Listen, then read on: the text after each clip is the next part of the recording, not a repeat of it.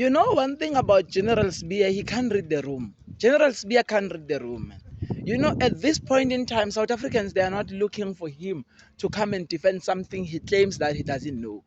If he says the big five doesn't exist, he has no information about it. Why it's he saying or concluding that Ayiko? Just because when we ask, it doesn't mean Ayiko. And let's just say, maybe for the sake of this conversation, it's part of the big five. He thinks Abu Mkwanazile can tell him that you're part of the big five that are investigating. Like, honestly speaking, Sbiya thinks we're kids, man. Yabo? He thinks we're kids. Yabo, at this moment, South Africans are not looking for anyone who's going to come and defend nonsense. They're not looking for someone who will come and say into so and so ayiko ekubeni yena uthi akazi ukuthi khona noma ayikho. They're looking for someone who will come and speak facts. And you can only speak facts if you're aware if something exists or it doesn't exist.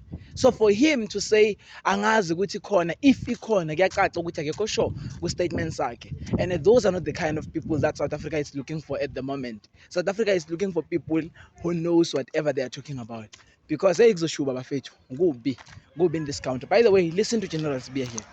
The big five that is being spoken about is not there. And if it is indeed true, it is there, it exists, why are they not being arrested? For drugs or for whatever reason maybe.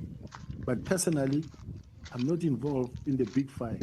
I don't know the big five. So I'm just saying, you ask